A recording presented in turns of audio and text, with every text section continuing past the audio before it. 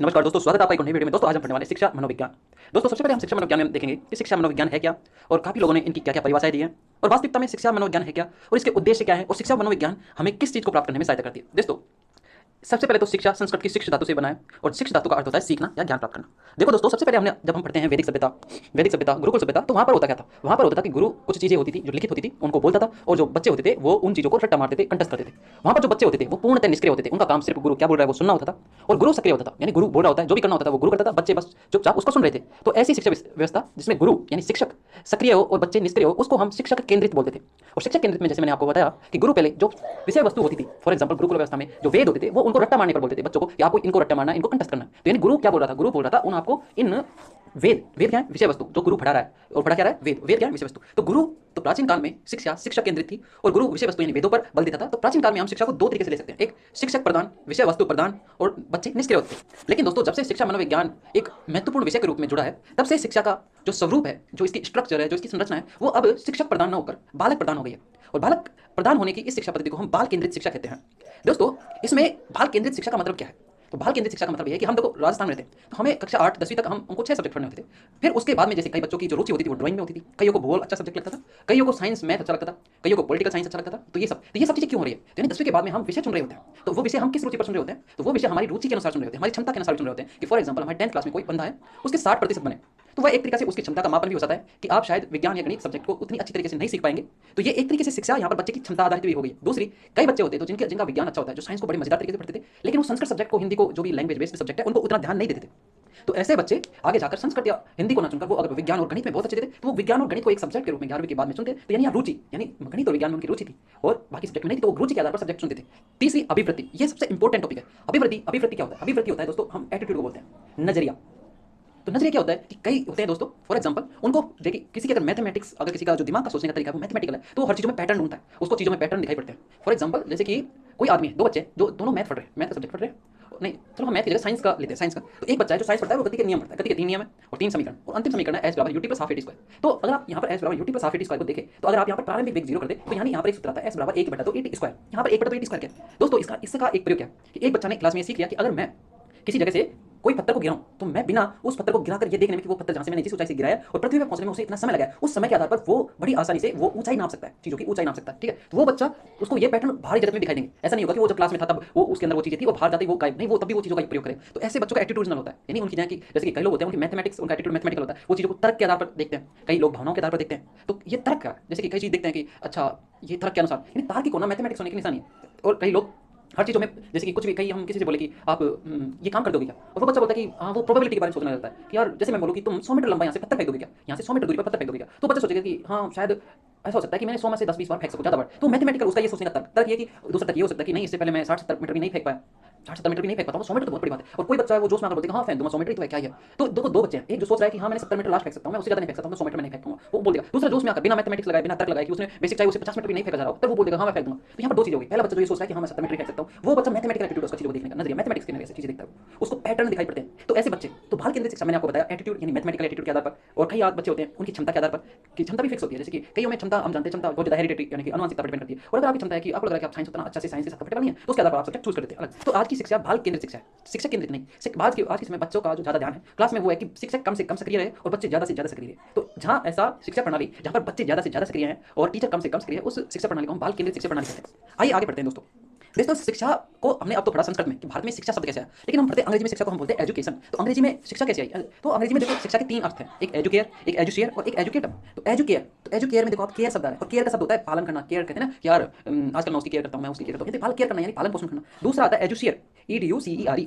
एजुशियर का मतलब होता है आगे बढ़ना, एजुशियर यानी आई वांट टू एजुशियर इन माय लाइफ, मैं अपनी जिंदगी में एक जगह नहीं टिकना चाहता, मैं अपनी जिंदगी में आगे बढ़ना चाहता हूँ। तो यानी शिक्षा, जैसे कि शिक्षा का अर्थ ये भी आगे बढ़ना, विकसित करना। तो यानी फॉर एग्जांपल जैसे कि आपको लगता है कि आप बहुत अच्छी बॉलिंग कर सकते हैं, आपको लगता है कि आप बॉलिंग, आप में नेचुरल एबिलिटी है, आप गेम को समझते हैं, क्रिकेट गेम को समझते हैं, आप बॉलिंग को समझते हैं, लेकिन आपको पता है कि आप उसको और अच्छे तरीके से सीखना होगा। अगर आप प्रोफेशनल बनना चाहते हैं तो प्रोफेशनल बनने के लिए आप क्या करोगे? आप और ज्यादा सीखोगे, आप कोचिंग करोगे, आप कोच पे जाओगे, वहां से आप नई नई टेक्निक सीखोगे। तो ये क्या है? आपके पास एक गुण था बॉलिंग करने का, तो आप उस गुण को आप क्या करेंगे? विकसित। तो एजुशियर का अर्थ है विकसित करना, यानी एजुशियर का अर्थ हुआ किसी गुण को विकसित करना। और अंत में आता है एजुकेटम। तो एजुकेटम क्या है? तो एजुकेटम का 30 अर्थ है सीखने सिखाने की प्रक्रिया, यानी शिक्षा एक सीखने और सिखाने की प्रक्रिया है। कैसे? देखिए, इससे सीखने और सिखाने की प्रक्रिया को हम शिक्षण अधिगम प्रक्रिया भी कहते हैं। अधिगम को, लर्निंग को हिंदी में अधिगम बोलते हैं, और शिक्षण यानी किसी को सिखाना, टीचिंग बोलते हैं, शिक्षण।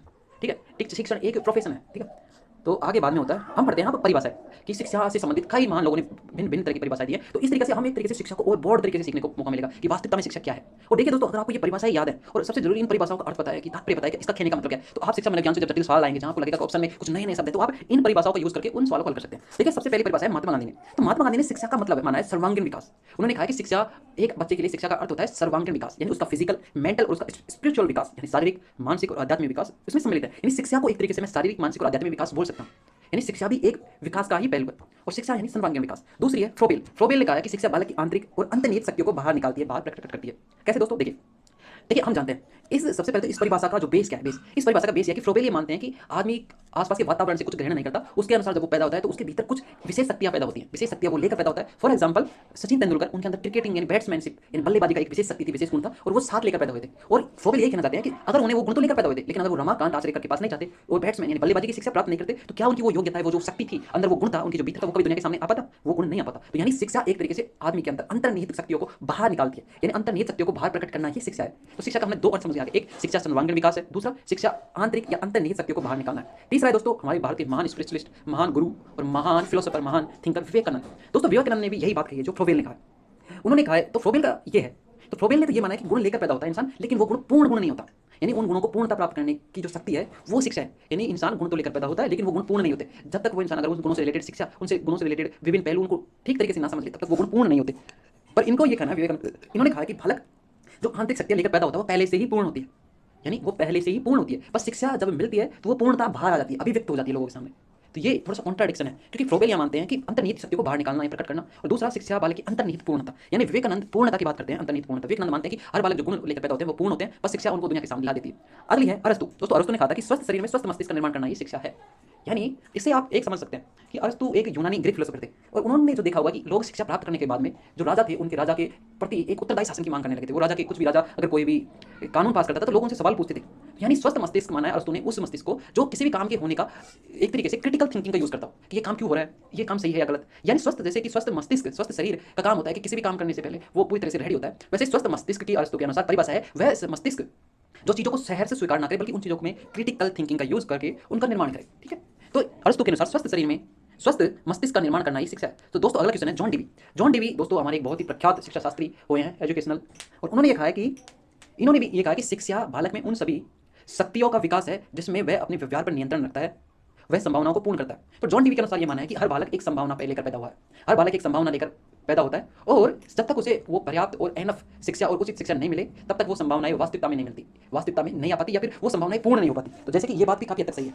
जैसे कि हम देखते हैं कि जो सचिन तेंदुलकर थे उनका उदाहरण लेते हैं। अगर सचिन तेंदुलकर, हमको पता है कि सचिन तेंदुलकर के अंदर क्रिकेट की बल्लेबाजी से रिलेटेड उनके अंदर शिक्षा थी, शक्ति थी, लेकिन अगर उन्हें शिक्षा नहीं मिलती तो क्या वो आज 100 शतक लगा पाते? अगर उन्हें क्रिकेट से संबंधित शिक्षा यानी कोचिंग नहीं मिलती तो क्या वो अपनी जो बल्लेबाजी का गुण था उसको उतना ज्यादा निखार पाते? शायद नहीं। तो शिक्षा जॉन डीवी के अनुसार संभावनाओं को पूर्ण करता है, यानी ये हर बालक एक संभावना लेकर पैदा होता है और शिक्षा उन संभावनाओं को पूर्ण करता है। यानी शिक्षा 3-4 तरीके से हम शिक्षा की परिभाषा समझ सकते हैं। शिक्षा सर्वांगीण विकास है, शिक्षा अंतर्निहित योग्यता को बाहर लाना है, शिक्षा अंतर्निहित पूर्णता की अभिव्यक्ति है, शिक्षा स्वस्थ मस्तिष्क का निर्माण करती है, और शिक्षा वो अधिकार देती है जिससे कोई आदमी अपने व्यवहार पर नियंत्रण रखता है। व्यवहार पर नियंत्रण रखने का क्या है? व्यवहार पर नियंत्रण रखने का अर्थ यह है कि जब कोई आदमी फॉर एग्जांपल उसको शिक्षा मिल जाती है तो चीज़ों को जो भी आप खुद जो भी वो करता है, यानी जो भी वो कार्य करता है, तो वह उन कार्यों के प्रति एक उत्तरदायी होता है, वह उन कार्यों के प्रति सही या गलत के बारे में सोचता है, वह सोचता है कि कार्य सही है या गलत, और वह सही और गलत का निर्धारण करके कोई कार्य को चुनना पसंद करता है। तो यानी शिक्षा अगर किसी बच्चे इंसान में किसी कार्य के सही या गलत होने की समझ नहीं होगी तो वह उस कार्य को कंट्रोल करने का, यानी वह उस कार्य को करेगा या नहीं करेगा इसका सवाल ही पैदा नहीं होता। तो शिक्षा आपको वो शक्ति देती है जिससे आप ये निर्धारण कर सकते हैं कि जो आप ये करने जा रहे हैं या करेंगे वो सही है या गलत। यानी शिक्षा एक तरीके से किसी चीज़ के क्रिटिकल थिंकिंग पैदा करने की एक बेस है, और ये जब आप में क्रिटिकल थिंकिंग पैदा हो जाती है तो आप अपने व्यवहार पर नियंत्रण पैदा करने सीख जाते हैं। अगला है दोस्तों शिक्षा का संकुचित अर्थ। संकुचित अर्थ यानी शिक्षा का संकुचित अर्थ होता है संकीर्ण। संकीर्ण संकीर्ण क्या है? तो दोस्तों शिक्षा का संकीर्ण अर्थ यह है कि शिक्षा जो कक्षा कक्ष या विद्यालयों में प्रदान की जाती है वो शिक्षा संकुचित है। यानी विद्यालयों में प्रदान की जाने वाली जहाँ आप 6 सब्जेक्ट सीखते हैं वो एक शिक्षा का संकुचित अर्थ है, लेकिन शिक्षा का व्यापक अर्थ बहुत ज्यादा है। देखो शिक्षा के व्यापक अर्थ में हम शिक्षा को जीवन पर्यंत मानते हैं। हम ये मानते हैं कि शिक्षा कभी खत्म नहीं होती। लर्निंग, शिक्षा क्या है? एक तरीके से लर्निंग है, विकास है, क्योंकि शिक्षा में पढ़ा है कि आपका ये सर्वांगीण विकास है शिक्षा, और विकास तो जीवन पर्यंत चलता है। ठीक है, तो यानी ब्रॉड वे में शिक्षा ही सर्वांगीण विकास है, यानी शिक्षा एक विकास है और विकास तो जीवन पर्यंत चलता है। और अगर ये जीवन पर्यंत चलता है तो शिक्षा का व्यापक अर्थ में शिक्षा एक जीवन पर्यंत चलने वाली प्रक्रिया है। और शिक्षा का व्यापक अर्थ में शिक्षा, जैसे कि जब शिक्षा को हम विद्यालय शिक्षा मिलते हैं तो विद्यालय शिक्षा हमें एक निश्चित कक्ष में मिलती है कि हम इस कक्ष में बैठते हैं, इस क्लास में बैठते हैं, हमें ये फिक्स चीजें पढ़ाई जाएंगी। और इसमें हमारे स्कूल जो विद्यालय में फिक्स टाइम रहता है कि आप सुबह 7 बजे जाएंगे, 1 बजे आपकी छुट्टी होगी, यानी आप 7 से 1 बजे तक शिक्षा ग्रहण करेंगे। यानी वो शिक्षा एक तरीके से समय पाबंद हो गई, समय पाबंद हो गई, और वो स्थान पाबंदी भी होगी। और उसके अलावा वो शिक्षा एक संकुचित भी हो गई। संकुचित यानी उसका उद्देश्य सिर्फ कुछ चीज़ें सीखना रह गया। लेकिन शिक्षा का व्यापक अर्थ में जब हम चीज़ों को देखते हैं तो जब यानी शिक्षा तो कहीं भी प्राप्त की जा सकती है, कभी भी प्राप्त की जा सकती है, कोई समय की चिंता नहीं है, आप कभी भी कुछ भी सीख सकते हैं, और कुछ भी सीख सकते हैं, यानी कुछ भी और कहीं भी सीख सकते हैं। तो शिक्षा के व्यापक अर्थ में हम देखें तो शिक्षा समय पाबंद, स्थान पाबंद और जीवन पर्यंत यानी कुछ भी नहीं है। शिक्षा पर कोई नियम लागू नहीं होते। आगे बढ़ते हैं हम। दोस्तों शिक्षा को द्विमुखी प्रक्रिया बोला है जॉन एडम्स ने। उनके अनुसार शिक्षा के दो पक्ष होते हैं, पहला शिक्षक और दूसरा छात्र। जॉन एडम्स ने शिक्षा को तो दोस्तों जॉन एडम्स ने शिक्षा को दो पक्ष माना है, शिक्षक और छात्र। तो यानी शिक्षा के अनुसार एक जॉन एडम्स के अनुसार द्विमुखी प्रक्रिया है, शिक्षक और छात्र। लेकिन दोस्तों शिक्षा को त्रिमुखी माना है जॉन डीवी। तो जॉन डीवी वही है जिन्होंने कहा था कि शिक्षा अंतर्निहित योग्यताओं को अभिव्यक्ति है, का विकास है, और ये शिक्षा के माध्यम से एक व्यक्ति अपने व्यवहार पर नियंत्रण सीखता है, और उसके अलावा शिक्षा संभावनाओं की पूर्णता है। तो दोस्तों शिक्षा को त्रिमुखी प्रक्रिया माना है जॉन डीवी ने। दोस्तों जॉन डीवी एक शिक्षा शास्त्री थे और इन्होंने शिक्षा के तीन पक्ष बताए हैं, शिक्षक, छात्र और पाठ्यचर्या या पर्यावरण। यानी जॉन डीवी ने प्रगतिशील शिक्षा का पक्ष लिया है। इन्होंने विद्यालय को लघु समाज की संज्ञा दी है। और दोस्तों जॉन डीवी की जो पुस्तक है वो है द स्कूल एंड सोसाइटी, ये 1899 में लिखी गई थी। तो दोस्तों आगे हम बढ़ते हैं कि शिक्षा के प्रकार। तो दोस्तों औपचारिक शिक्षा, अनौपचारिक शिक्षा, दो मुख्यतः शिक्षा के प्रकार हैं। औपचारिक शिक्षा वह जो विद्यालय और महाविद्यालय में दी जाती है, और ये औपचारिक शिक्षा पर एक तरीके से समय पाबंद होती है, स्थान पाबंद होती है। तो दोस्तों औपचारिक शिक्षा वो होती है जो हमें विद्यालय और महाविद्यालय में दी जाती है, ठीक है। तो औपचारिक शिक्षा को एक तरीके से हमें औपचारिक शिक्षा का संकीर्ण अर्थ भी है, ठीक है। लेकिन अनौपचारिक शिक्षा वह है जहाँ पर पहले से कुछ भी निश्चित नहीं होता और ये जीवन पर्यंत चलती है। यानी अनौपचारिक शिक्षा के व्यापक अर्थ में आती है, और औपचारिक शिक्षा का संकीर्ण अर्थ है। जैसे परिवार और लाइब्रेरी, यहाँ पर आप जीवन पर्यंत शिक्षा सीखते हैं, आप नए चीज़ सीखते हैं। आप 22, 25, 30 साल 40 साल की उम्र में कोई नई बात सीखते हैं, लोगों से बात करना सीखते हैं। तो ये अनौपचारिक शिक्षा है जहाँ पर कुछ भी निश्चित नहीं होता और ये जीवन पर्यंत चलती है। अगला क्वेश्चन है दोस्तों मनोविज्ञान के बारे में पढ़ते हैं दोस्तों। तो दोस्तों मनोविज्ञान एबिंगहॉस के अनुसार मनोविज्ञान का अतीत बहुत बड़ा व प्राचीन है, परंतु इसका इतिहास छोटा है। तो दोस्तों सबसे पहले हम समझते हैं कि ये मनोविज्ञान का जो अतीत की बात हो रही है और इतिहास की बात हो रही है, तो अतीत और इतिहास में क्या अंतर है। दोस्तों अतीत, हम अपने जो भूतकाल है, हम अतीत उस एक तरीके से इतिहास का बड़ा भाई अतीत है। यानी हम इतिहास उस चीज़ को बोलते हैं जहाँ जिसके बारे में हमें जानकारी होती है, यानी बीते हुए इस कालखंड की जानकारी, जिसके बारे में हमारे पास साक्ष्य होते हैं, लिखित हो, शिलालेख हो, कुछ भी। तो ऐसा इतिहास जिसकी हमारे पास लिखित जानकारी होती है, वो ऐसा अतीत जिसकी हमारे पास लिखित जानकारी होती है, वह अतीत इतिहास कहलाता है। लेकिन अतीत इतिहास से बड़ा है। अतीत एक ब्रॉडर संकल्पना है, ब्रॉडर कॉन्सेप्ट है, और इसके बारे में हमें जहाँ लिखित प्रमाण भी नहीं होते हैं, जिसके बारे में कोई लिखित प्रमाण नहीं होता, तो उसको हम अतीत बोलते हैं। तो ऐसा क्यों बोला गया कि अतीत तो बहुत बड़ा है, अतीत बहुत बड़ा है, प्राचीन है, परंतु इसका इतिहास बहुत छोटा है। तो दोस्तों इसका अतीत को हमने समझ लिया कि अतीत वो चीज़ है जहाँ पर हमें जिसके लिखित प्रमाण नहीं है, वो बीता हुआ समय जिसके हमारे पास लिखित प्रमाण नहीं है, लेकिन इतिहास के पास हमारे पास लिखित प्रमाण। तो अतीत बड़ा इसलिए है क्योंकि आज से बहुत साल पहले इंसान पैदा हुआ था, धरती पर लगभग 60 लाख साल पहले। तो इंसान लगातार आज जो हम यहाँ पहुंचे हैं, वो एक के बाद में जो चीज़ें सीखी है उसने, जो सीखता गया, उसके आधार पर आज हम अपनी बुद्धि के स्तर पर यहाँ पहुंचे। यानी सीखना ही तो एक तरीके से क्या है, मनोविज्ञान है कि हमारा दिमाग कैसे सीखता है चीज़ों को, हम कोई व्यवहार कैसे सीखते हैं, किसी चीज़ को करना कैसे सीखते हैं, यही तो मनोविज्ञान बताता है।